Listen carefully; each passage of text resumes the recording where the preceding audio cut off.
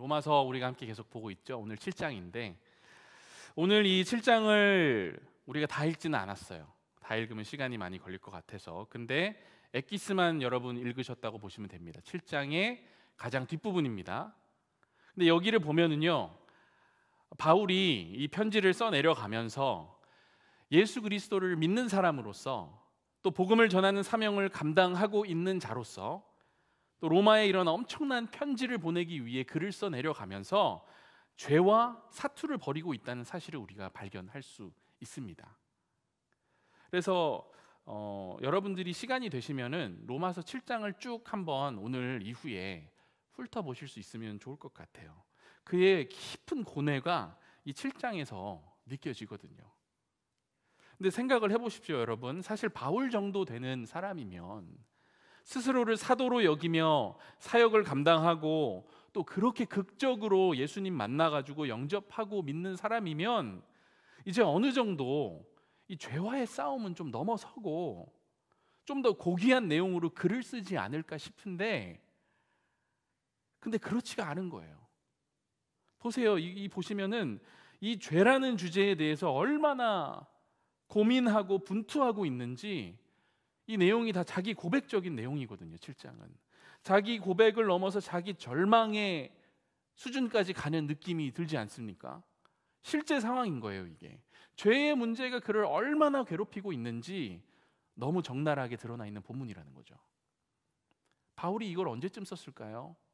우리같이, 우리라고 하면 또 여러분들 화내실 수 있으니까 여러분같이 20, 30대 또는 40대에 썼을까요? 아니에요. 훨씬 더 나이가 있을 때 쓴 겁니다. 50대 정도 되었을 때 로마서를 썼다고 우리가 추정을 하거든요.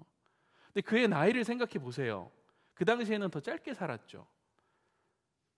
그러니까 생각을 해보면 참 우리 인생에서 이 죄라는 문제가 정말 지겹도록 우리를 따라다니는구나 생각할 수밖에 없는 겁니다. 바울과 같은 위대한 사도도, 위대한 신학자도 별반 다를 바가 없는 거예요. 그 또한 믿음을 가진 사람이지만 마음속에 뭐가 있습니까? 싸움과 고뇌가 있는 거예요. 이 죄라는 주제 때문에. 오늘 설교 제목 여러분 뭐였습니까? 딜레마. 네, 맞아요. 이 죄라는 게 우리 삶에 어떤 딜레마를 가져오는지 먼저 나누기 전에 좀 정리하고 가야 될 내용이 있습니다. 여러분, 그게 무슨 주제냐 하면은 죄라는 것과 율법이라는 것의 상관관계를 먼저 우리가 좀 확실하게 규정 지어야 됩니다. 좀 쉽게 설명하기 위해서 제가 경험한 내용을 토대로 이 둘의 상관관계에 대해서 좀 나눠 볼게요. 제가 초등학교 시절에는 여러분 휴대폰이 없었습니다. 네, 없었어요. 그 당시에는 386, 486이라고 하는 컴퓨터가 좀 사는 가정에만 있었습니다. 그러니까 컴퓨터라는 게 그냥 이제 좀 서울 지역을 중심으로 막 좀 잘 살고 있는 그 지역으로 보급되고 있었던 그 시절이에요.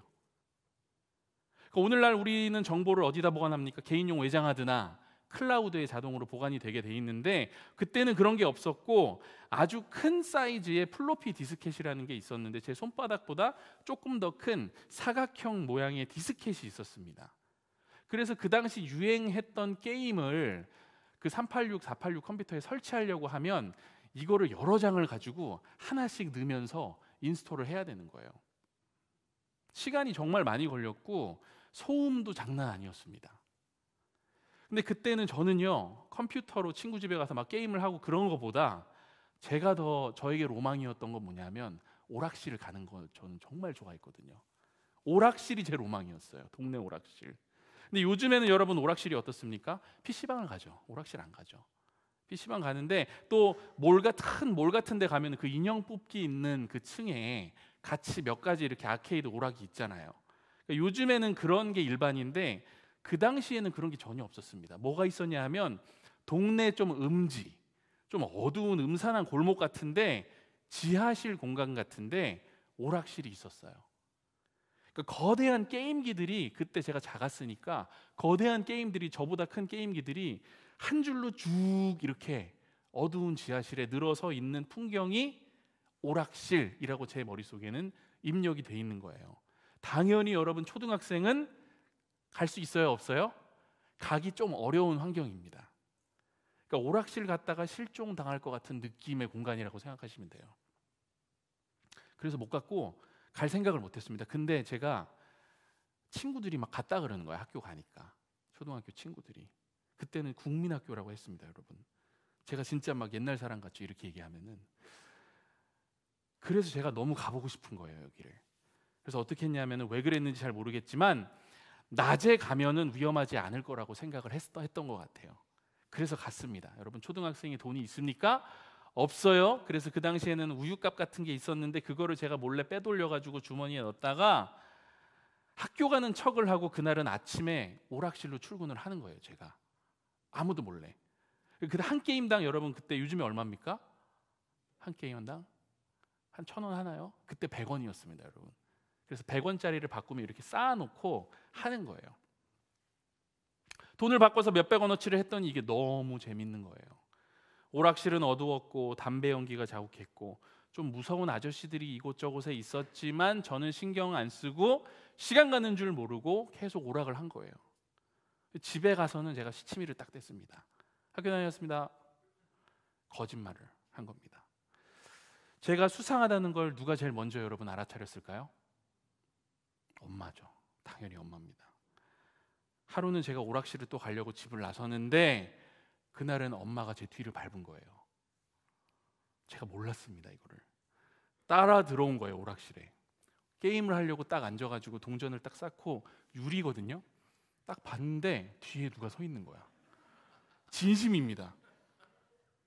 엄마가 제 뒤에서 저를 노려보고 있는 거예요.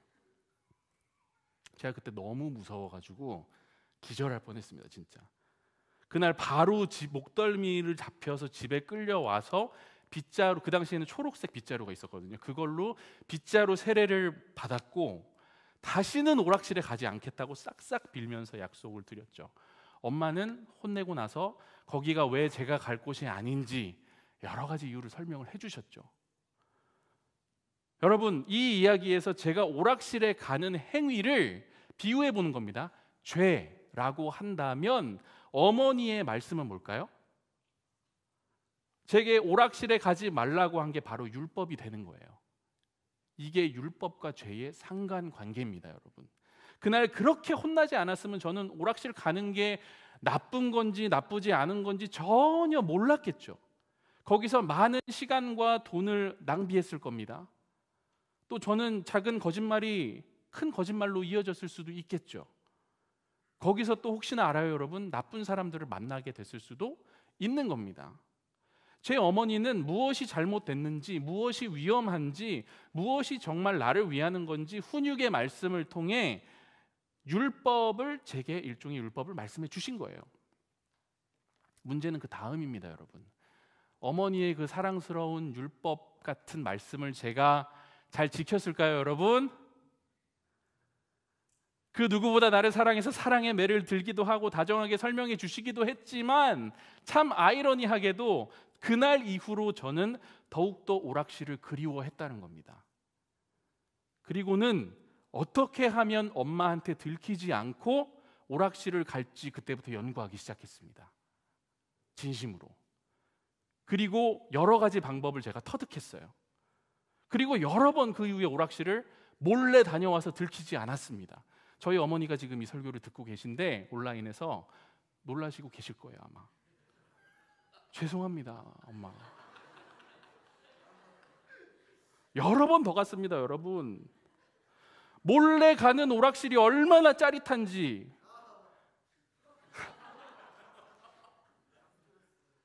다녀와서 엄마의 얼굴을 보면은 죄책감이 들죠. 근데 진짜 신기한 건 뭐냐면 여러분, 제가 그 동네를 떠났거든요, 초등학교 때. 나중에 성인이 돼가지고 그 동네를 다시 갔는데 제가 그 골목을 찾아가더라고요. 아파트 다 들어서고 다 바뀌었는데 그 골목을 진짜 이렇게 끼우끼우 찾아가가지고 아직 오락실 있나? 이러고 제가 있는 거예요. 이미 사라진 지 오래였지만. 여기서 우리는요, 죄와 율법의 상관관계에 대해서 생각을 해볼 수가 있는 겁니다. 율법이 있기에 죄가 죄라는 걸 알죠. 예. 어머니의 훈육이 있기에 오락실에 가는 게 나에게 유익하지 않다는 걸 깨닫게 됩니다. 근데 그 율법이 죄를 완전히 방지합니까? 아니라고요. 오히려 죄인 걸 알면서도 죄를 탐닉하게 만드는 인간의 본성이 더 드러나는 거예요, 여기서. 그러니까 인간이 나중에 어떻게 됩니까? 더 절망에 빠질 수밖에 없는 거예요. 잘못된 거 아는데 계속하는 거예요, 이거를. 죄가요, 그렇게 달콤한 겁니다. 예전엔 아무것도 모르고 그냥 몸의 쾌락을 따르고 원하는 걸 하고 그게 죄인지 몰랐다면 이제는 죄인 걸 알지만, 그걸 하면 안 되는 걸 알지만 그래도 하는 거예요. 바울의 글을 우리가 잘 따라가 보면은 이 고뇌가 그의 글에는 들어있다고요. 죄가 본래부터 있습니다. 근데 사람이 율법에 대해서 깨닫기 시작하면서 죄가 자기 속에서 활동하고 있음을 알게 되는 거예요. 아, 이런 게 죄로구나. 근데 이 깨달음이 커지면 커질수록 죄의 요구가 커지는 거예요. 이렇게 해봐, 돌아서 해봐, 저렇게도 해봐. 죄에 대한, 죄를 아니까 내가 자신 있게 대처해야지, 이런 자신감보다는 이겨내지 못하는 자신의 무능력함을 더 크게 깨닫게 되는 것. 여러분 생각해 보세요. 이런 게 한두 가지이겠습니까? 인간은 그 어느 누구도 하나님께서 인간에게 내려주신 선한 계명들을 다 지켜낼 수가 없는 거예요. 이 세상에 살고 있으니까, 이 육신을 가지고 살고 있으니까 그렇게 하나 둘 어기면서 우리가 살아가고 있는 겁니다. 근데 그렇게 하나 둘 하나님이 주신 좋은 것들을 어기면서 살아가다가 보면 그러한 삶이 어느 방향으로 가겠습니까, 여러분? 어떻게 흘러가냐고요? 당연히 어둠과 죽음을 향해서 우리가 서서히 끌려 들어갈 수밖에 없는 속성이 우리 안에 있는 거예요. 죄의 삭은 사망이다 하는 말씀이 있듯이 말입니다. 바울이 예외가 아닌 거예요. 얼마나 엄격하게 율법 교육을 받은 사람입니까? 당대 최고의 율법 지도자로부터 전수를 받았던 사람이에요. 다 아는 겁니다. 낱낱이 아는 거예요. 근데 그게 생명에 대한 희망보다는 비참한 절망감과 정죄만 가져다 주는 거예요, 지금. 근데 바로 이러한 시점에서, 요 지점에서 죄와 율법이 주는 쳇바퀴를 끊어버리시는 분이 누구시다? 그분이 예수 그리스도이신 거예요. 그걸 어떻게 가능하게 하십니까? 이 질문인 겁니다, 오늘. 제가 좀 이해하기 쉬운 버전으로 다시 한번 설명을 해드리면, 마치 여러분 영화의 한 장면이라고 생각을 해보세요. 이건 비유입니다. 오해하지 마세요. 제가 오락실을 몰래 다니다가 나중에 정말 제가 잘못되는 걸 막아주기 위해서 저희 어머니가 수단과 방법을 가리지 않고 오락실 전국 연합 회장과 맞서서 싸우다가 결국에는 전국에 있는 오락실 사장들이 다 일어나가지고 엄마를 몰아세우다가 제가 보는 앞에서 짓밟혀서 돌아가시는 거예요. 그렇게 제가 장례를 마치고 터벅터벅 집으로 돌아오는데 저도 모르게 제 발걸음이 어디로 향합니까? 오락실로 가고 있는 거예요. 그러다가 멈춰서서 여러분 제가 생각하는 겁니다. 나 지금 여기서 뭐 하고 있지? 그러고는 그 오락실 문을 붙잡고 쓰러져서 제가 펑펑 울기 시작하는 거예요.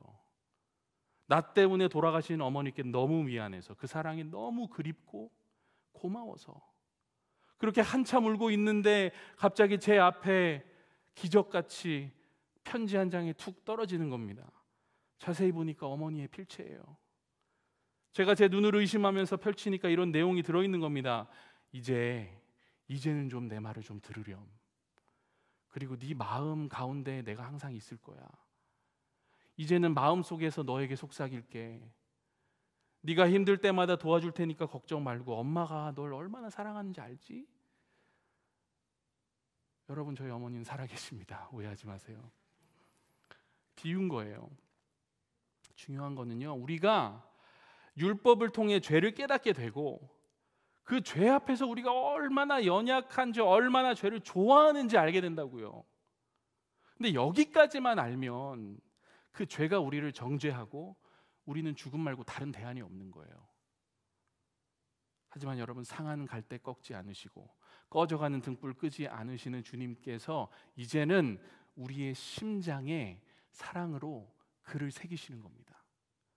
마치 어머니의 편지 내용이 우리의 심장을 파고들듯, 그리고 그 글을 우리에게 이해시켜 주시고 거룩한 삶을 살 수 있도록 도와주실 성령님이라는 분을 우리 마음속에 거하게 해주신다는 거예요.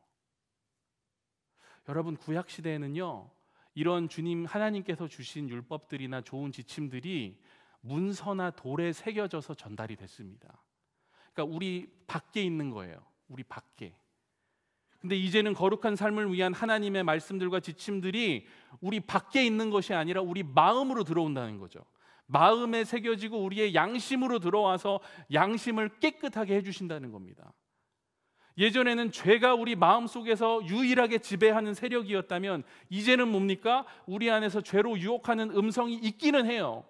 그러나 그 목소리보다 더욱더 강력한 성령의 음성이 우리를 도와주신다는 약속인 거예요. 그러면 딜레마가 도대체 어느 포인트예요, 목사님? 뭐가 딜레마예요? 딜레마 아니잖아요, 이거는. 근데 여러분, 그럼에도 불구하고 이 죄가 연약한 육신을 장악해서 때로는 우리로 하여금 한 걸음도 나아가지 못하게 할 때가 있는 겁니다. 아직 있는 거예요, 거기. 육신이 존재하니까 여전히 싸움이 있는 겁니다. 믿는 사람들도 더 절망하는 이유가 바로 여기 있어요. 내가 분명히 예수를 믿는데, 내가 성령님께 기도하고 내 안에 계신 거 아는데, 음성이 들리는데, 성령의 음성이 싸움에서 자꾸 지는 거야. 내가 왜 예수님 이기셨는데 나는 이기지 못할까? 예수를 택해도 나를 잡아먹으려고 하고, 죄를 택해도 내가 소멸되는 거라면 나에게 어떠한 길을 선택한다는 것 자체가 도대체 의미가 있는 것인가? 이게 여러분 딜레마인 거예요. 그리고 이게 우리가 좀 얘기를 다르게 했을 뿐이지 오늘 본문에 나오는 바울의 고뇌라는 겁니다. 제가 현대인의 성경으로 다시 이걸 읽어볼게요. 이렇게 나와요. 여기서 나는 하나의 원리를 발견했는데 그것은 선한 일을 하려는 나에게 악이 함께 있다는 사실입니다. 나의 내적 존재는 하나님의 법을 좋아하지만 내 육체에는 또 다른 법이 있습니다. 그것이 내 마음과 싸워서 나를 아직도 내 안에 있는 죄의 종으로 만들고 있다는 것을 알았습니다. 여기서 여러분 이렇게 나오거든요. 이거는 어떤 아냐 하면은 이러면서 완전 땅으로 떨어지는 부르짖음인 거예요. 나는 얼마나 비참한 사람인가요? 누가 이 죽음의 몸에서 나를 구해내겠습니까? 사랑하는 여러분, 우리가 죄에 대해서 조금만 깊이 있게 고민해 본 분들이 여기 계시다면 바울의 이 울부짖음이 이 사람이 바보라서 의지가 약해서 이렇게 하는 게 아니라는 거 우리는 그것쯤은 알 거예요. 이 존 스토트라는 제가 아주 좋아하는 유명한 신학자가 있는데 이 로마서 7장을 주석하면서 그 사람이 뭐라고 하냐면 바울의 모습을 보면서 이렇게 글을 씁니다.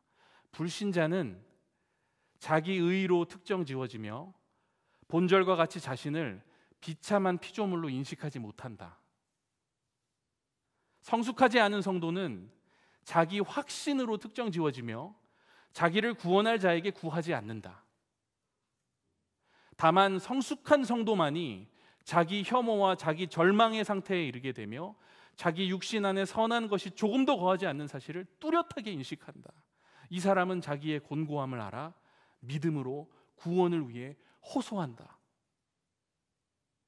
스토트의 말입니다. 다시 말하면요, 여러분, 불신자는 이렇게 얘기해요. 내가 뭐 어때서 아무런 문제 없어 내 삶.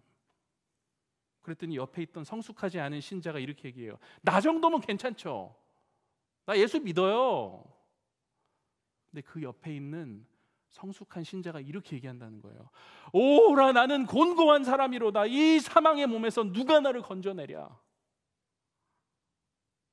C.S. 루이스가 여러분 이런 얘기를 했습니다. 아주 유명한 작가죠.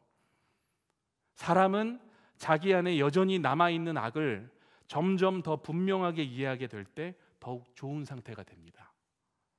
반면 자기 안에 있는 악함을 점점 덜 분명하게 이해하게 될 때 더 나쁜 상태가 됩니다. 바울 예수 안 믿는 거 아니야? 왔다 갔다 하네. 이게 아니라는 거예요, 여러분. 바울의 탄식은 거듭나지 못한 자의 탄식이 아니라 거듭난 성숙한 성도의 탄식일 수밖에 없는 거예요. 이 호소는 단순히 죄로부터 구원해 주세요, 이 호소가 아닌 거예요. 딜레마에 빠져 있는 어쩔 수 없는 한 인간이 생명의 성령의 법과 죽음의 죄의 법의 간극의 그 갈등을 극복하게 해달라는 호소인 겁니다, 여러분. 불신자나 별로 죄에 대해서 깊이 있게 생각하지 않고 그냥 죄랑 같이 살아가는 신자라고 하는 사람들은 이 투쟁이 없어요. 그러니까 탄식이 없죠. 그럴 이유가 없는 거예요.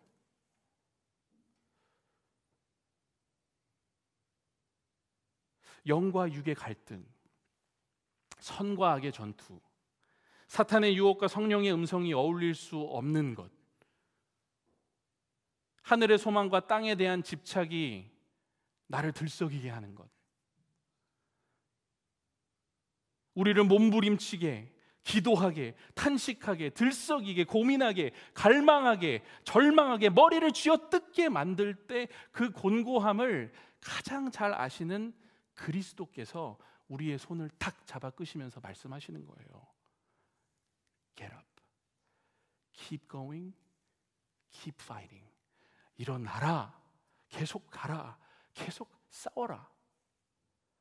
이사야 40장 30절에서 31절 말씀을 제가 읽어드리겠습니다. 소년이라도 피곤하며 곤비하며 장정이라도 넘어지며 쓰러지되 오직 여호와를 앙망하는 자는 새 힘을 얻으리니 독수리가 날개치며 올라감 같을 것이요 다른 박질하여도 곤비하지 아니하겠고 걸어가도 피곤하지 아니하리로다. 이번 주에 로마서 7장을 묵상하면서 또 어제 파스쿠치에서 겨우 설교를 마감하면서 주님께 이런 질문을 드렸습니다. 주님, 주님의 신실하심은 어디까지입니까? 근데 그런 마음을 주시는 거예요. 네가 그 싸움 끝낼 때까지 난 신실하다. 네가 싸우고자 한다면 나의 신실함은 결코 마르지 않을 것이다. 사랑하는 여러분, 저는 우리 안에 이 싸움이 있다면 오히려 우리가 기뻐하고 감사해야 한다고 믿습니다. 이게 살아있다는 증거예요. 여러분, 갈등이 있어요? 여러분 살아계신 겁니다. 신앙이 작용하고 있는 거예요. 내 속에 믿음이 지금 작용하고 있다는 증거입니다. 내 속에 성령께서 지금 살아 역사하신다는 뜻이에요. 예수께서 십자가 위에서 싸우신 싸움을 나도 내 십자가를 지고 주님을 따르면서 싸우고 있다는 증거가 바로 이거 아니겠습니까? 딜레마, 갈등.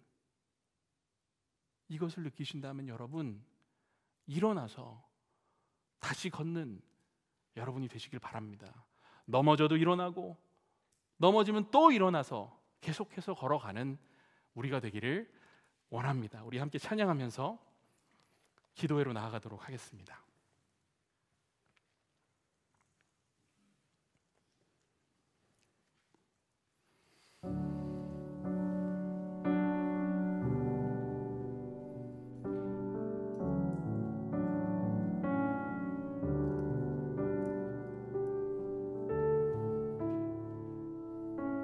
찬양과 기도로 나아가는 우리의 마음이 자유하길 원합니다. 우리 안에 그런 가지고 있는 여러 가지 딜레마들과 때로는 쓴뿌리 같은 것들이 우리를 붙잡고 있을 수 있습니다. 우리가 이 찬양을 통해서 좀 고백을 먼저 하면서 나아갔으면 좋겠습니다. 그 문제에 대한 해결책은 주님께서 갖고 계십니다 하는 마음으로, 예수께 있습니다 하는 마음으로 같이 고백하면서 나아가겠습니다. 예수 안에